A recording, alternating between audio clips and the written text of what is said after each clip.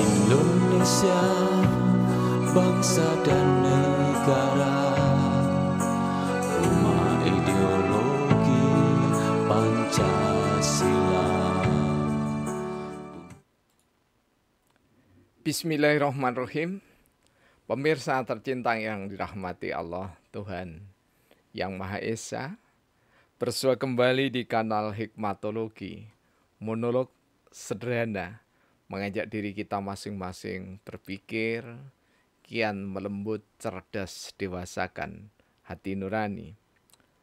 Berdasar kitab suci agama, kepercayaan yang kita yakini. Tentu saja, menjunjung nilai luhur Pancasila, keniscayaan dalam sehari-hari. Pemirsa, alhamdulillah kami bersyukur ada di antara sejumlah netizen yang meminta untuk menyampaikan perilaku politik sahabat utama Rasulullah Muhammad Sallallahu Alaihi Wasallam. Dan kali ini kami bukan secara kebetulan, namun memang dalam takdir yang begitu indah, di saat ada tulisan tentang makna sumpah, kemudian kami teringat akan salah satu ciri utama, ciri dasar, ciri khas sebagai fondasi perilaku politik dari Nabi yang diikuti oleh 4 sahabat yang utama, yakni adalah amanah. Kali ini kami mengambil dari salah satu sahabat yang paling terkasih sekaligus keponakan dan menantu Rasulullah Muhammad Sallallahu Alaihi Wasallam, sang Nabi, yakni adalah Sayyidina Ali bin Abi Thalib radhiyallahu anhu. Mengapa kami memilih terlebih dahulu Sayyidina Ali bin Abi Thalib radhiyallahu anhu? Karena Sayyidina Ali adalah satu-satunya pemuda yang tidak pernah terjebak dalam kekafiran, tidak pernah terjebak dalam kemusyrikan, tidak pernah sejak kecil hingga beliau dipanggil oleh Allah Subhanahu wa Ta'ala dalam bahasa manusia biasa sangat tragis, karena insya Allah ketika sujud ditikam dari belakang oleh seorang yang faqih sekaligus hafiz, yakni adalah Abdurrahman bin Muljan. Tokoh legendaris munafik ini begitu tega menghabisi Sayyidina Ali yang sangat mulia, miftahul ilmi, seorang kunci dari keilmuan, yang risalahnya disampaikan oleh Nabi Muhammad SAW dari Allah kepada para sahabat yang mulia hingga sampai di tangan kita masing-masing sampai dengan yaumul akhir nanti. Mari kita bicara etika politik Di saat kita berbicara etika politik, maka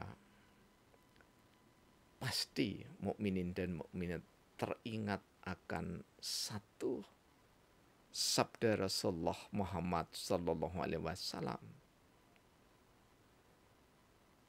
Innama bu'istu liutamima makarimal akhlak. Rasulullah menyampaikan pada sahabat dan pada umatnya, baik yang sempat menyaksikan maupun yang tidak pernah menyaksikan keberadaan Rasulullah Muhammad sallallahu alaihi wasallam secara fisik, baik yang pernah mimpi melihat ataupun dibersamai, bahkan ada yang mimpi sholat bersama beliau, namun juga ada di antara yang sedikit itu dalam keadaan terjaga, melihat sekaligus dibersamai, bahkan pernah diajak sholat bersama insan yang sangat terpuji, Rasulullah Muhammad sallallahu alaihi wasallam yang teristimewa. Kan itu mereka adalah orang-orang yang berbahagia. Rasul Muhammad sallallahu alaihi wasallam menyampaikan bahwa diri beliau tidak diutus kecuali untuk menyempurnakan akhlak manusia. Ketika kita berbicara akhlak di dalam terminologi politik, maka kita berbicara etika. Etika adalah adab. Sehingga orang yang beretika ketika berkumpul maka akan membangun keberadaban atau keadaban,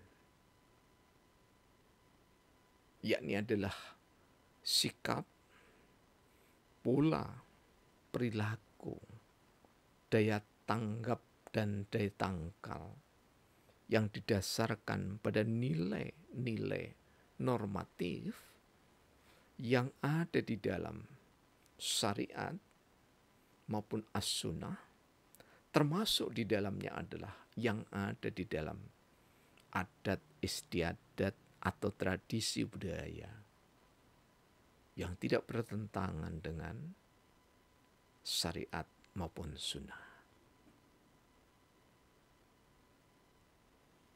Pertanda bahwa seseorang itu memiliki cita rasa etika politik sesuai dengan sikap perilaku dari Sayyidina Ali bin Abi Thalib, yakni adalah teguh memegang amanah. Sampai kapan?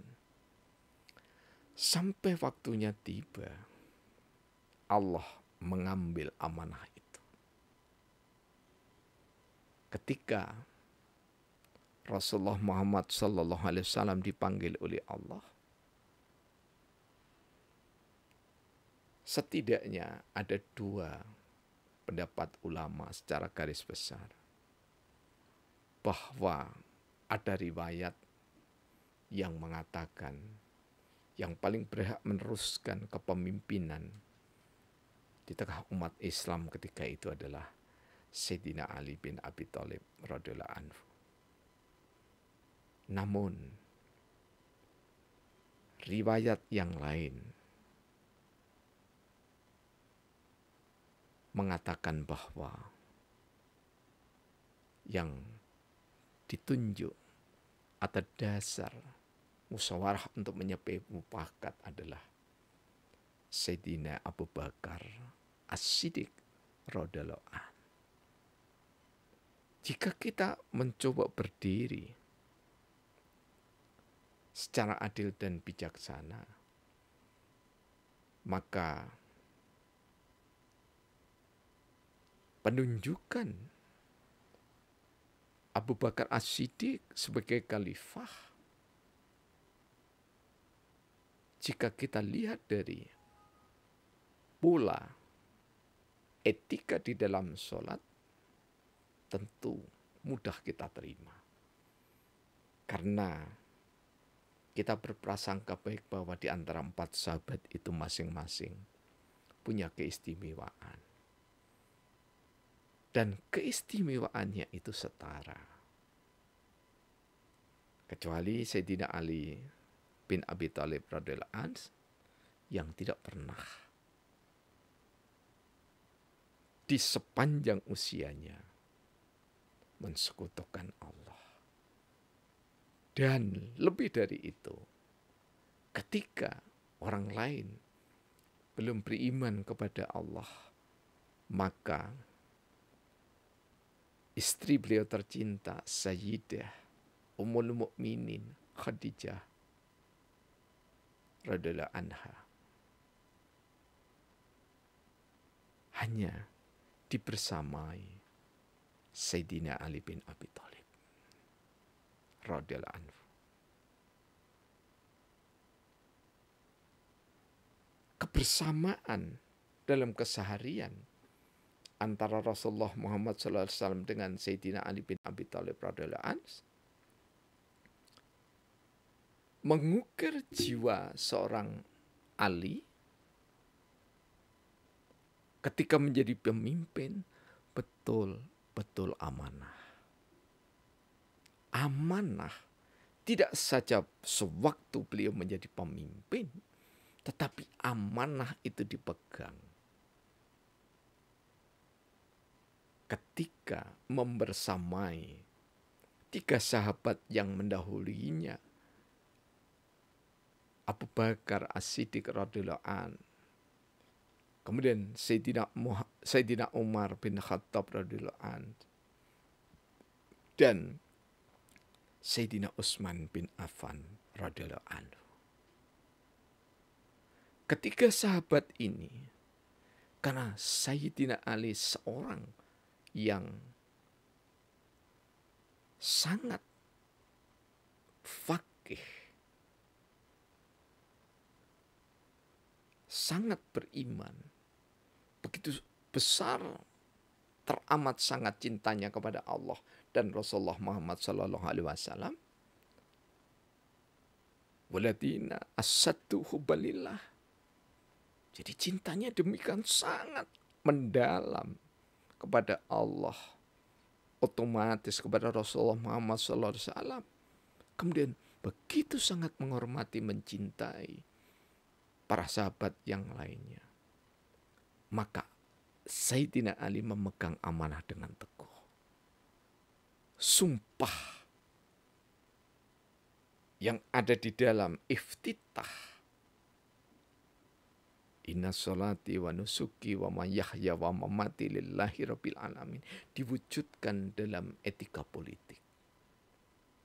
Meskipun ada dorongan dari sejumlah sahabat bahwa Sayyidina Ali yang paling berhak menggantikan Rasulullah Muhammad SAW, tetapi Sayyidina Ali teguh dengan sumpahnya, bahwa sumpah seorang mukminin mukminat yang memiliki kefakihan di dalam multidisiplin ilmu,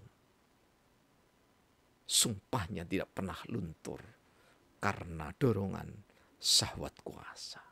Karena Sayyidina Ali bin Abi Thalib radhiyallahu anhu sama sekali tidak terdolong oleh syahwat tahta.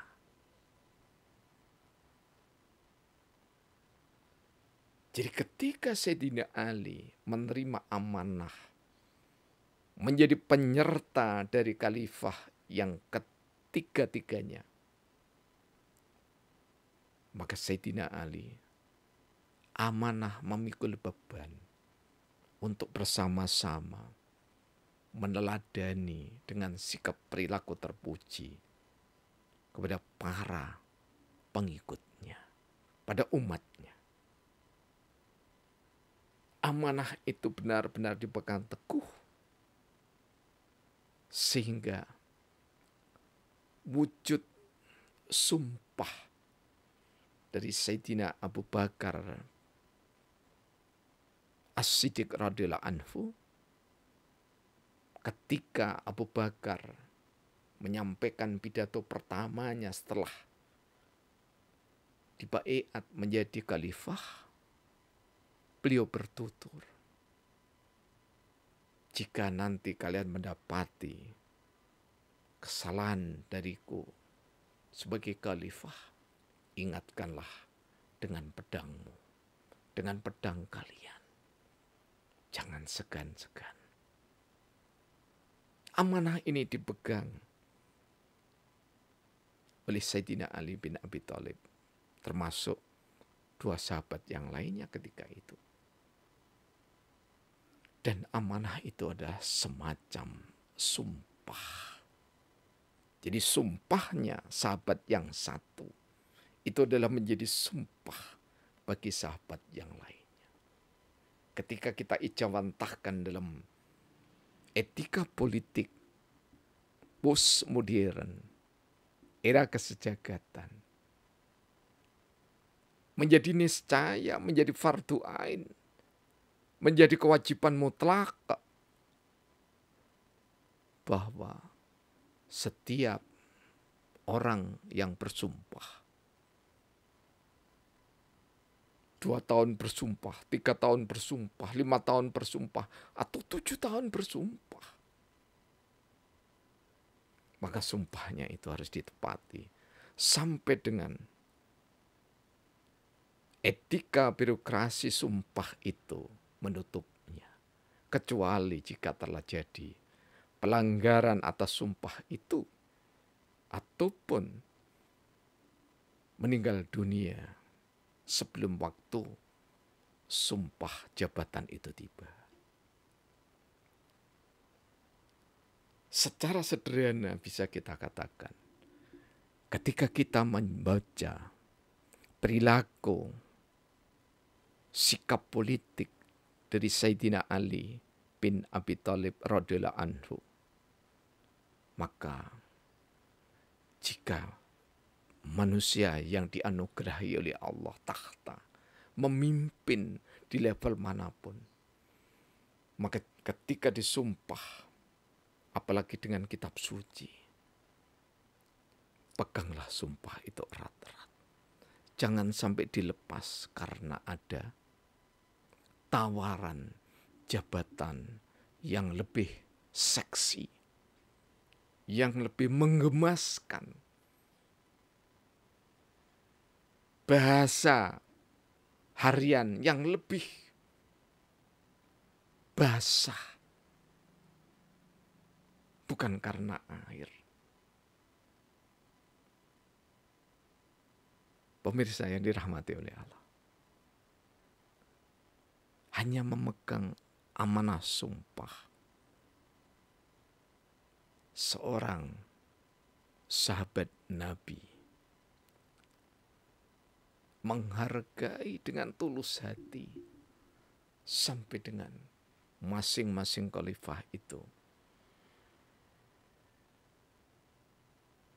memang sudah waktunya digantikannya. Bukan karena pergantian terpaksa ataupun dipaksa oleh aturan-aturan formalisme.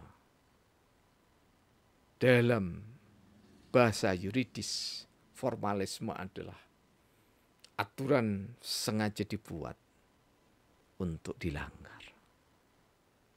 Betapa banyak di dunia ini orang yang melanggar sumpah dengan terstruktur, terencana, masif. Karena didorong oleh orang lain untuk melanggar sumpah itu. Dan anehnya, dorongan itu dilegitimasi oleh rangkaian peraturan perundangan ataupun hukum positif, sehingga siapapun bisa meninggalkan sumpah itu untuk mencapai atau menjadi kontestasi politik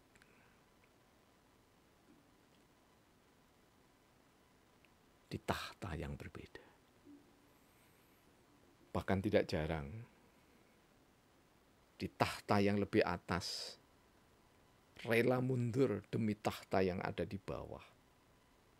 Karena rakyat jelata tahu tahta yang lebih di atas ini ibaratnya adalah kerajaan besar, di mana tahta yang lebih atas dia tidak sedang menjadi raja, tapi di tahta yang lebih bawah dia ada di kerajaan kecil, tetapi dia menjadi raja, bahkan raja di raja.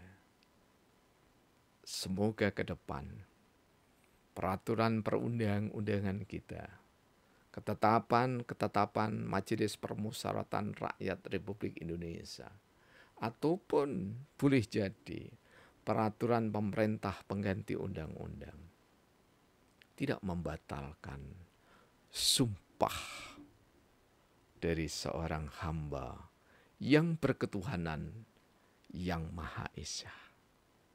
Pemirsa, marilah kita tutup dengan data yang saya tulis dalam karya sastra hikmatologi kehidupan, Sabdana yang ke-17.113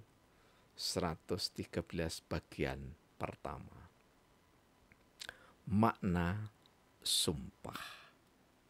Bagi orang beriman sekaligus berilmu, sumpah bermakna. Mengingkari sumpah demi alasan apapun sungguh ternista. Tak ada pengingkaran sumpah yang dianggap bijaksana. Sumpah sebagai ukuran iman dan takwa hamba. Mukminin dan mukminat di awal sholat bersumpah setia. Sumpah dari hidup hingga kematian seorang hamba. Sumpah di hadapan Allah yang langsung melihat hamba. Kampung Celaket Hadiningrat, Kota Malang, 25 Mei 2023. Terima kasih atas segala dukungan. Semoga kita, bangsa Indonesia dan bangsa-bangsa lain di seluruh dunia, senantiasa ada dalam keselamatan, kedamaian, dan kebahagiaan.